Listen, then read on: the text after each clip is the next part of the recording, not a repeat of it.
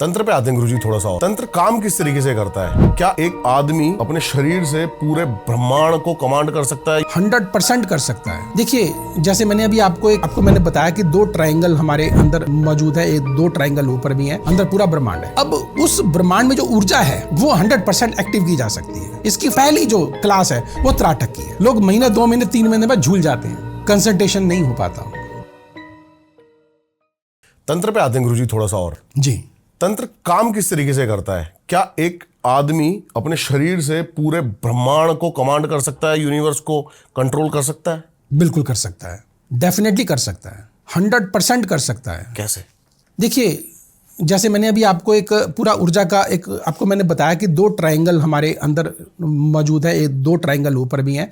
अगर चित्र के द्वारा ही समझाया जा सकता है, वैसे तो पॉसिबल है नहीं। हाँ जी। लेकिन ये ट्रायंगल जो है एक एनर्जी का, जैसे मैंने बताया 3 नाड़ियां हैं। जो ब्रह्मांड हमारे अंदर है वो ब्रह्मांड उनके अंदर है, सेम एनर्जी बाहर है तो वो हमारे अंदर भी है। क्योंकि अगर देखिए, ब्रह्मांड में एनर्जी अगर है, ब्रह्मांड में एनर्जी कैसे?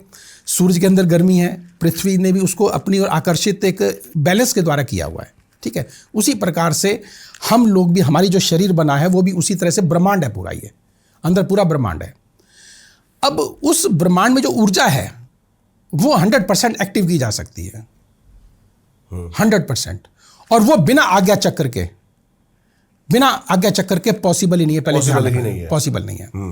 और आज्ञा चक्र अगर एक्टिव कर लिया, ध्यान रखिएगा इस बात को। और आज्ञा चक्र होगा कैसे एक्टिव, ये भी आपको बता देता हूं।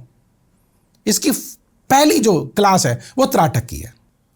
और त्राटक में लोग महीने 2 महीने 3 महीने बाद झूल जाते हैं, कंसंट्रेशन नहीं हो पाता उनका।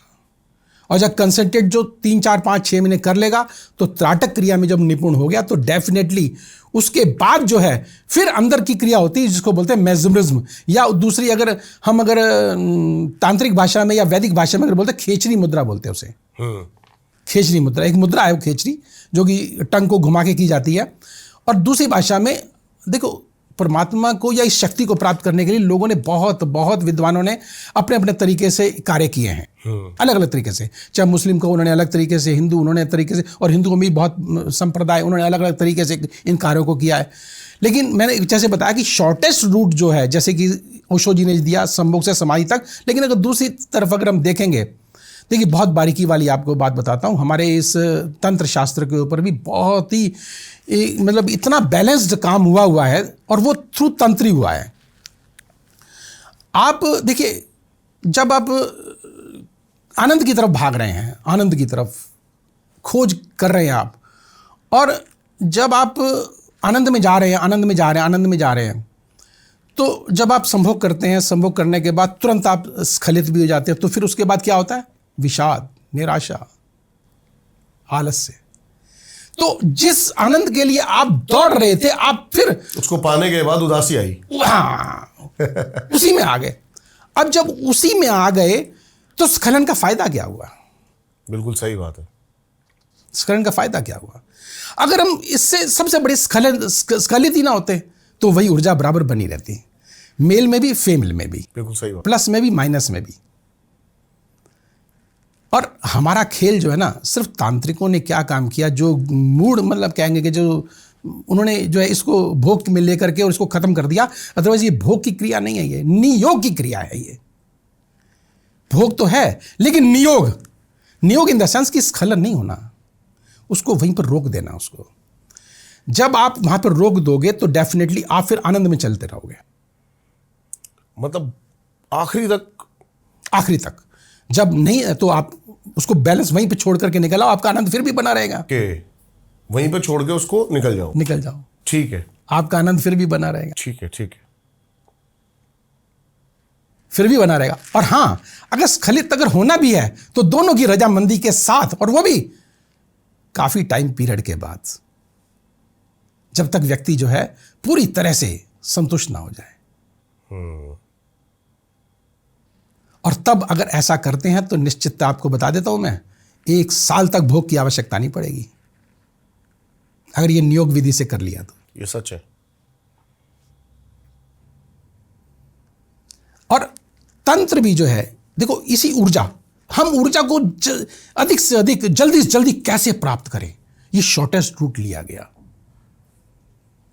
और अगर हम जो भोगी तांत्रिक हैं उनकी अगर बात करें, उन्होंने कैसे उसको कर लिया, मद्य से, शराब, मांस, मुद्रा, मैथुन, मत्स्य, इसके द्वारा कि नहीं, इसके द्वारा ही पॉसिबल है, हम संतुष्ट हो सकते हैं, एनर्जी भी आती है इसी से, आती है, सब इसी से होता है।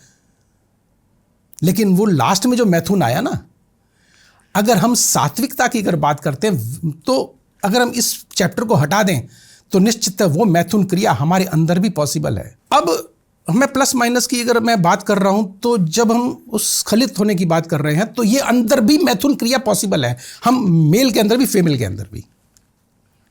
आप कहेंगे कैसे? एक्चुअली क्या होता है कि हम अब अपने चक्रों की बात करते हैं तो मेल जो होता है उसके बाद फिर स्त्री चक्र, फिर मेल चक्र, फिर स्त्री चक्र, फिर मेल चक्र, ऐसे आते हैं। इसी तरह से जब स्त्री की बात करते हैं तो वो स्त्री है, स्त्री के बाद वो मेल आता है, फिर फीमेल आएगा, फिर मेल आएगा। अर्धनारीश्वर जो बोला गया वो इसीलिए बोला गया कि हर व्यक्ति के अंदर दो रूप है ही, स्त्री का भी पुरुष का भी। अगर व्यक्ति चाहे तो अंदर वो मैथुन अपने कर सकता है, अर्थात अंदर उस स्त्री से अर्थात उस पुरुष से मिल सकता है और वो अंदर ही बैलेंस हो सकता है, बाहर की उसको आवश्यकता नहीं है। लेकिन हाँ, एक बार अंदर का अगर चला गया तो डेफिनेटली वो फिर बाहर नहीं आता, फिर वो आनंद तो अंदर ही है। इसी को मैग्नेटिज्म और इसी को ध्यान, और ये जो क्रियाएं हैं ये सिर्फ, मैंने शायद पिछले एपिसोड में भी आपको बताया था कि सिर्फ तिब्बती लोगों के पास है।